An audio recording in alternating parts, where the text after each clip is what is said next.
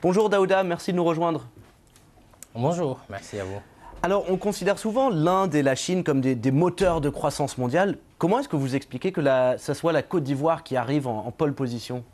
L'Afrique tire son épingle du jeu dans tout ça, en particulier la Côte d'Ivoire, le Kenya et le Ghana.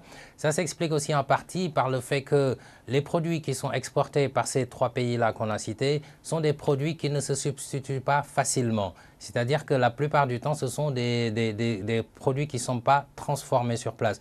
Vous savez, vous pouvez plus facilement substituer du matériel électroménager, choisir de l'acheter à la Chine ou à l'Europe.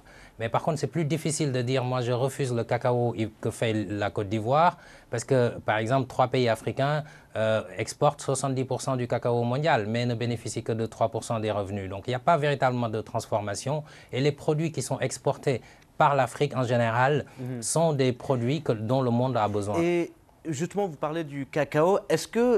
Quel autre atout l'Afrique peut faire valoir dans le commerce mondial, à part simplement les ressources et les matières premières?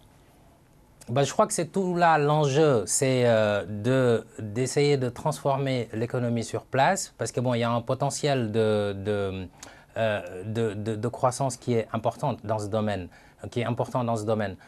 parce que plus les ressources, les matières premières sont proches des sites de transformation, mieux c'est parce qu'on réduit les coûts et on gagne en économie d'échelle. Donc je pense que là, il y a un véritable atout pour l'Afrique, c'est-à-dire qu'à la fois les ressources naturelles sont en masse sur le continent africain, la main-d'œuvre, elle est sur place, on peut installer des unités de transformation et la démographie, elle est tout aussi favorable à l'Afrique puisque c'est un marché nouveau avec beaucoup de consommateurs à venir.